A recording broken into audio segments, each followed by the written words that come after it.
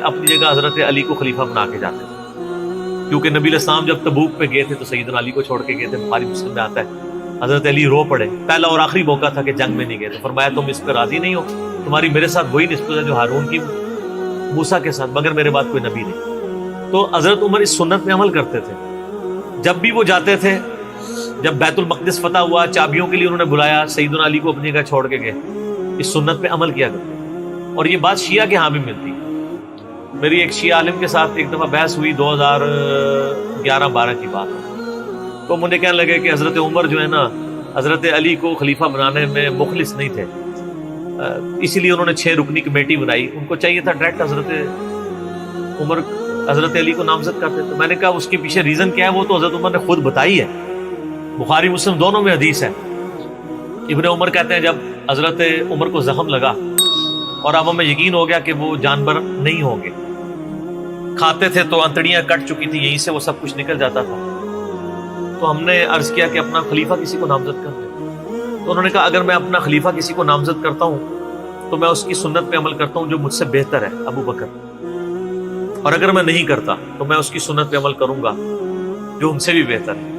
یعنی رسول اللہ صلی اللہ علیہ وسلم۔ ابن عمر کہتے ہیں جب میں نے حضرت عمر کی یہ بات سنی نا تو مجھے سمجھ آ گئی کہ اب حضرت عمر کسی کو نہیں بنائیں گے،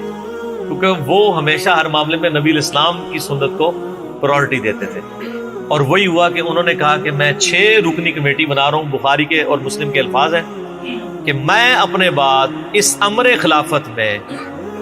ان 6 بندوں سے زیادہ کسی کو اہل نہیں سمجھتا جن سے رسول اللہ صلی اللہ علیہ وآلہ وسلم اپنی وفات تک راضی رہے۔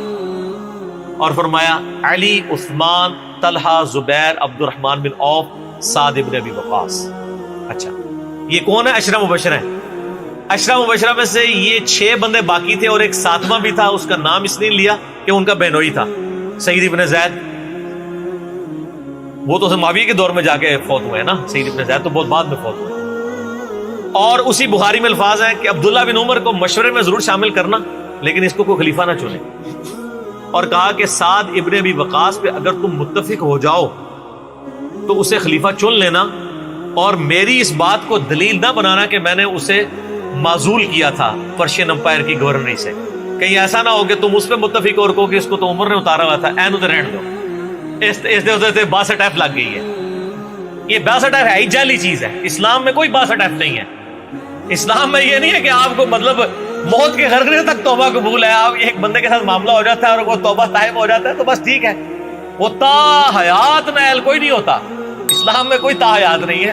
اللہ تعالیٰ کے ساتھ گستاخی کرنے والے کے لیے بھی جامعہ ترمذی میں حدیث ہے کہ موت کے غرغرے تک جو ہے وہ توبہ کا دروازہ کھلا ہوا ہے، موت کے غرغرے سے پہلے۔ تو 62 نہ لگا دینا اس پہ۔ وہ ایک معاملہ تھا، وہ حضرت عمر کسی کو 4 سال زیادہ گورنر رہنے نہیں دیتے تھے، انہوں نے ان کو ہٹا دیا۔ تو یعنی ان لوگوں کی یہ للہیت ہوا کرتی۔ تو میں نے اس کو کہا کہ دیکھو کہ یہ وجہ تھی کہ انہوں نے نبی علیہ السلام کی سنت پہ عمل کیا کہ میں ان 6 بندوں سے نبی علیہ السلام راضی تھے، میں اس کمیٹی بناؤں گا، میں، اور اس میں الفاظ ہیں بخاری مسلم میں کہ میں زندگی بھر تمہارا بوجھ اٹھاتا رہا، اپنے مرنے کے بعد تمہارا بوجھ نہیں اٹھاؤں گا، تم خود اپنا خلیفہ چن لینا ان 6 میں سے، یعنی میں کسی کو نامینیٹ نہیں کروں گا۔ دوسرا میں نے اس شیعہ عالم سے یہ بات کی کہ حضرت عمر اتنے بڑے رسک کے اوپر تھے کہ جس نے پوری دنیا کو الٹ دیا ہے، اور وہ چند بندے لے کے رومن اور پرشین امپائر کا وزٹ کر رہا ہے، کوئی بھی قافلہ ان پہ حملہ کر کے ان کو شہید کر سکتا تھا، اور اگر خدا نہ خواستہ اس دوران وہ شہید ہو جاتے تو حضرت علی آٹومیٹکلی خلیفہ ہوتے، کیونکہ ان کو چھوڑ کے گئے ہوئے تھے۔ یہ ان کا اخلاص تھا۔ پھر سیدنا عمر نے حضرت علی کو چیف جسٹس لگایا ہوا تھا حجاز کا۔ چیف جسٹس آج کل نہیں سنبھالا جا رہا، اور اس زمانے میں جب اسلام کا دورہ ہو، عدل کا نظام ہو، اور تینوں جو زہد کے امام تھے نا، حضرت عمر نے ان کو چیف جسٹس لگایا تھا۔ رومن امپائر گری، اصحاب صفہ میں سے ابو درداء کو لگایا، سب سے غریب ترین صحابی، یہ ان کا کرائٹیریا تھا۔ ابو سفیان، بڑے بڑے لوگ جو اینڈ پہ مسلمان ہوئے، یہ لائنیں بنا کے کھڑے رہتے تھے،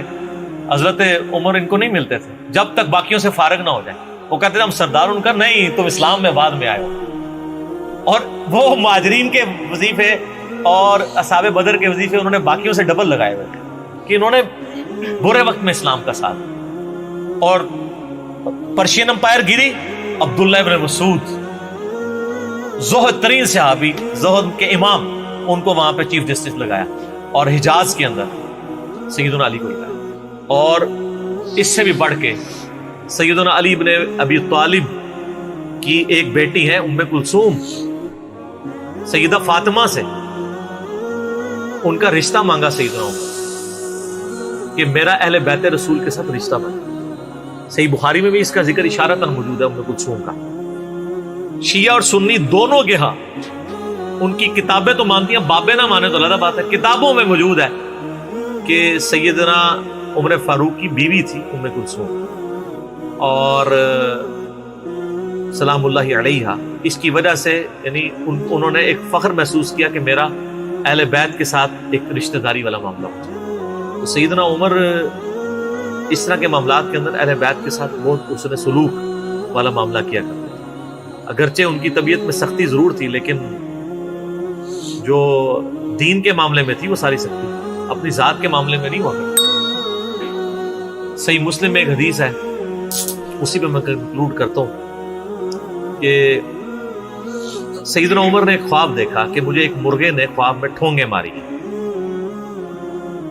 انہوں نے پھر اگلے دن خطبہ دیا، انہوں نے کہا کہ میں نے خواب میں دیکھا ہے کہ اس طرح مجھے ایک مرغ نے چونچے ماری ہیں خواب کے اندر، میں نے اس کی تعبیر یہ کی ہے کہ عنقریب مجھے قتل کر دیا، اور اگر بائی چانس اچانک میں مار دیا جاؤں، یہ تو کسی کو نہیں پتا تھا کہ وہ ایک تقریباً 3-4 دن تک زخمی حالت میں ہوش میں رہیں گے، اچانک بھی تو مار سکتے تھے اگر گردن اتر جاتی۔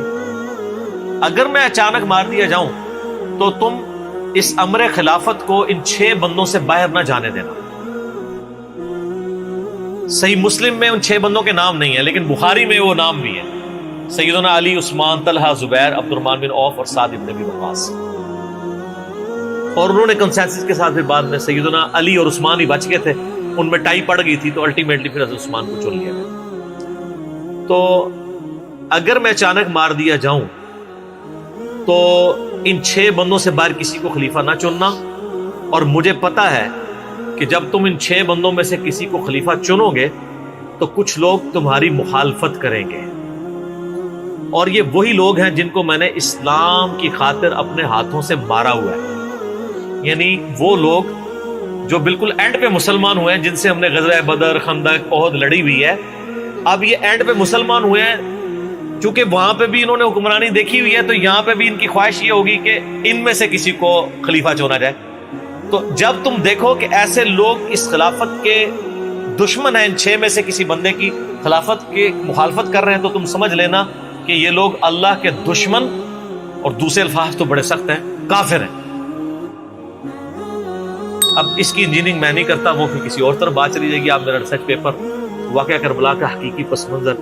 72 صحیح الاسناد احادیث کی روشنی میں، جس میں میں نے 200 روایتیں اکثر بخاری مسلم سے پیش کی ہیں،